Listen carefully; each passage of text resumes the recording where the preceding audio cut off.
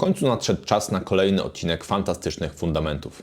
Dzisiaj opowiem Wam o jednym z najbardziej płodnych autorów w historii, Robercie Silverbergu, który na swoim koncie ma ponad 300 książek i niezliczone ilości opowiadań.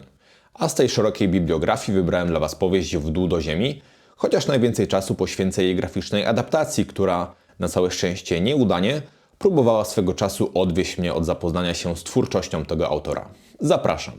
Robert Silverberg urodził się na Brooklynie w 1935 roku. Już jako dziecko pochłaniał ogromne ilości książek, a jako nastolatek zaczął pisać opowiadania, które ukazywały się w fanzinach, czyli fanowskich czasopismach. W druku komercyjnym zadebiutował w 1954 roku, gdy magazyn Science Fiction Adventures zdecydował się na opublikowanie jego opowiadania Gorgon Planet. Kilka miesięcy później 19-letni Silverberg wydał swoją pierwszą nowelę Revolt on Alpha Sea. Kolejny, 1956 rok, był dla młodego autora prawdziwie rewolucyjny. Nie tylko skończył on naukę na Columbia University, dzięki czemu mógł skupić się w 100% na pisaniu, ale przede wszystkim zdobył swoją pierwszą nagrodę Hugo, która otworzyła mu szeroko drzwi do wszystkich redakcji w kraju. I możecie mi wierzyć, że Silverberg w pełni wykorzystał tę szansę. Pod koniec lat 50. autor nie rozstawał się z maszyną do pisania nawet na chwilę. Jak sam twierdził, wystukiwał wówczas około 1 000 000 słów rocznie. Numery te, choć na pierwszy rzut oka nieprawdopodobne, potwierdzała liczba publikowanych prac. W magazynach fantastycznych ukazywało się wówczas średnio 5 jego opowiadań miesięcznie. W pewnym momencie stało się to jednak kłopotliwe dla redaktorów, którzy chcieli widzieć w spisie treści jak najwięcej różnych nazwisk. Co więc zrobił młody autor z gorejącą od nieustannej pracy maszyną do pisania?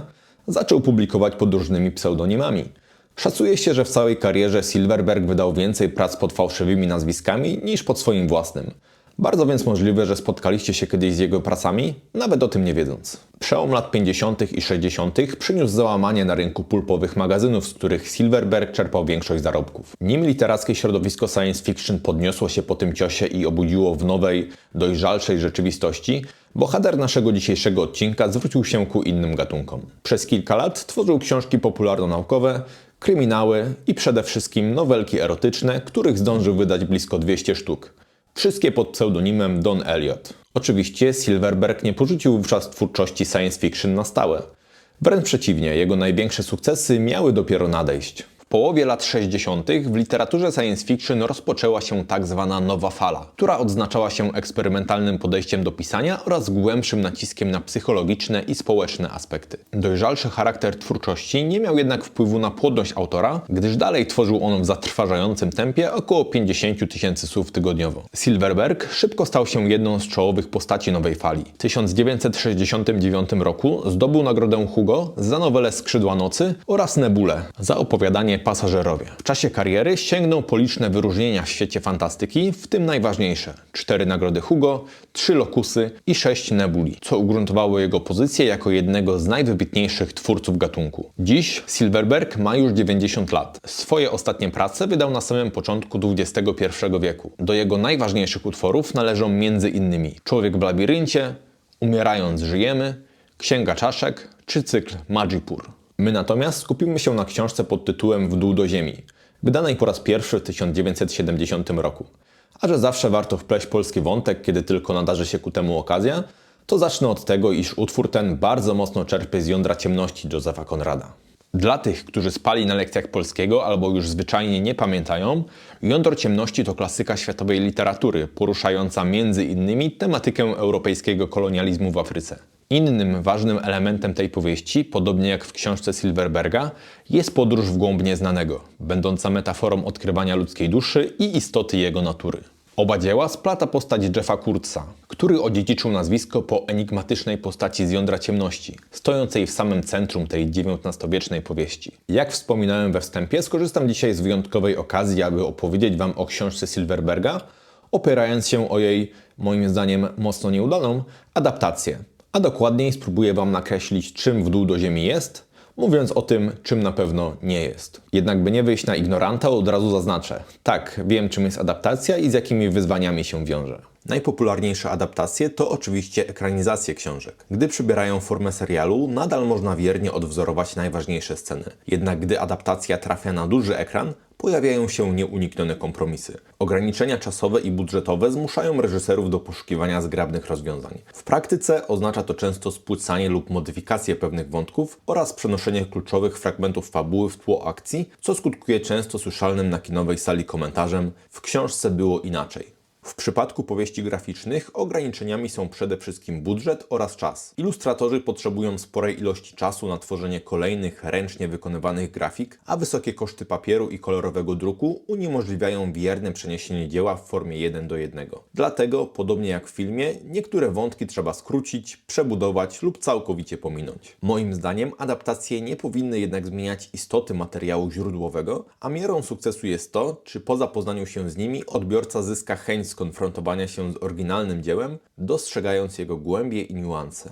I tutaj dochodzimy do graficznej interpretacji W dół do ziemi, autorstwa scenarzysty Philippa Tiru i graficzki Laury Zucchieri. Myślę, że pierwszym, na co każdy zwraca uwagę w komiksie, to oprawa graficzna. Ta, moim zdaniem, jest największym plusem tej pozycji, zwłaszcza jeżeli chodzi o przedstawienie lokalnej flory. Feria głębokich barw dobrze oddaje egzotyczną rzeczywistość na planecie Belzagor, gdzie rozgrywa się akcja W dół do ziemi. Planeta ta przez około dekadę była ziemską kolonią, na której ludzie utworzyli swoje posterunki i drenowali obce ciało niebieskie z jego dóbr naturalnych. Jednak ze względu na ruchy antykolonialne, Belzagor został oddany we władanie ich prawowitym właścicielom, dwóm inteligentnym rasom, przypominającym ziemskie słonie Nildorom oraz Sulidorom, stworzeniom o dużo bardziej humanoidalnej formie. Historia rozpoczyna się w momencie, gdy na Belzagor, 8 lat po zniesieniu ludzkiej kolonii, przybywa statek kosmiczny z Edmundem Gundersenem, jednym z ziemskich administratorów z czasów, gdy planeta znajdowała się pod władzą ludzi. Jaki był powód jego powrotu na tę planetę? Jeśli zaufać adaptacji, dowiemy się o dwóch motywach: sercowym i finansowym. Pierwszy z nich znajduje pewne uzasadnienie w treści pierwowzoru, jednak kobieta, o której mowa, z pewnością nie stanowiła głównego powodu, dla którego Gundersen zdecydował się wrócić na Belzagor. Można by ją ewentualnie nazwać miłym dodatkiem dla jego wewnętrznej misji. Co do drugiego motywu, finansowego, ten zrodził się z fabularnych zmian, na które zdecydował się scenarzysta. Otóż były administrator został zatrudniony przez małżeństwo naukowców, jako przewodnik po niegdysiejszej kolonii. Miał za zadanie zaprowadzić ich do niedostępnej dla ludzi krainy mgieł, gdzie mieli uwiecznić na kamerze owiany tajemnicą rytuał odprawiany przez tubylcze rasy. Ten motyw staje się pierwszym, co w adaptacji wzbudza niechęć do głównego bohatera, który przedstawia się nam jako najemnik, gotowy za pieniądze sprzedać tajemnice rdzennych mieszkańców planety. Dodatkowo, zaraz po wylądowaniu, sytuacja staje się jeszcze gorsza. Gundersen zaczyna się zachowywać jak nabuzowany nazista w stosunku do napotkanego Sulidora, a chwilę później zwraca się w apodyktyczny sposób do swojego starego podwładnego. Nie lepiej wygląda to w przypadku Jeffa Kurtza, który w powieści owiany jest mgłą tajemnicy równie gęstą, co jego pierwowzór z jądra ciemności. W komiksie jest on w zasadzie pospolitym handlarzem narkotyków z napadami złości jak u nastolatka. Inne postacie wcale nie są lepsze. Każda z nich jest na swój sposób antypatyczna. Jeśli nie jest przedstawiona jako typowy chytry szczurek, to mamy do czynienia z manipulującą kobietą albo pełnym hipokryzji naukowcem, który nie dostrzega niczego poza swoją pracą. Umówmy się, bohaterowie tworzą dośmiałką mieszankę, która nie wzbudza w czytelniku żadnej sympatii. Jakby tego było mało, w graficznej adaptacji jesteśmy zmuszeni śledzić rodzące się i umierające relacje między tymi antypatycznymi postaciami. Tematyki tej jest tak dużo, że urasta ona do głównej warstwy komiksu. Dodatkowo zewsząd jesteśmy atakowani nagimi ciałami. Owszem, w pierwowzorze również nie brakowało jednej czy dwóch scen seksu, jednak miały one całkowicie inny wydźwięk i zwyczajnie ginęły w całości treści. Tutaj, co nie przewrócimy strony, postacie albo myślą o cielesnych zbliżeniach, albo są w ich trakcie. A ze względu na formę adaptacji, każda taka scena jest dużo bardziej obrazowa i zapadająca w pamięć. Wzbudza to w czytającym poczucie, że pierwowzór jest jakimś fantastyczno-naukowym seks-romansem, co nie ma żadnego pokrycia w rzeczywistości. Inną, mocno niewykorzystaną w adaptacji kwestią są same inteligentne stworzenia zamieszkujące Belzagor. Nildory dostały co prawda trochę czasu antenowego, ale dwunożne Sulidory zostały zredukowane do roli górujących nad ludźmi siłą i wzrostem barbarzyńców. Za ich pomocą można by opowiedzieć kawał historii o planecie, czyhających na niej zagrożeniach oraz relacjach między dwoma inteligentnymi gatunkami. Niestety, scenarzysta nie zdecydował się poświęcić temu miejsca. Sceny seksu okazały się widać bardziej kuszące.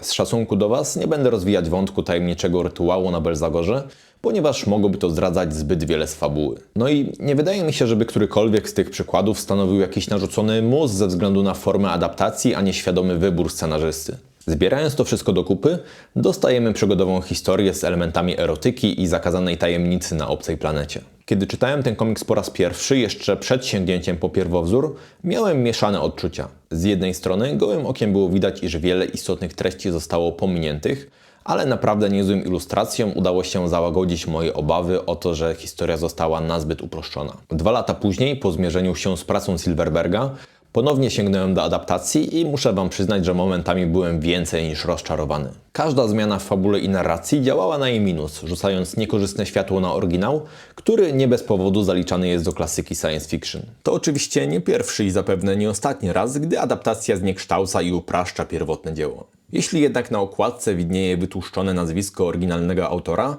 warto byłoby zachować wierność jego filozoficznej wizji, zamiast sprowadzać ją do prostej przygotówki z elementami erotyki. Ja sam gorąco zachęcam do sięgnięcia po oryginał, zwłaszcza tych, którzy cenią głębokie rozważania o człowieczeństwie. To stosunkowo krótka powieść, żadna 1000-stronicowa kolubryna, także nawet jeżeli nie przypadnie Wam w pełni do gustu, nie będzie to wielkie poświęcenie. A kto wie, być może treść książki zostanie z Wami na dłużej. Na dzisiaj to już tyle. Do usłyszenia.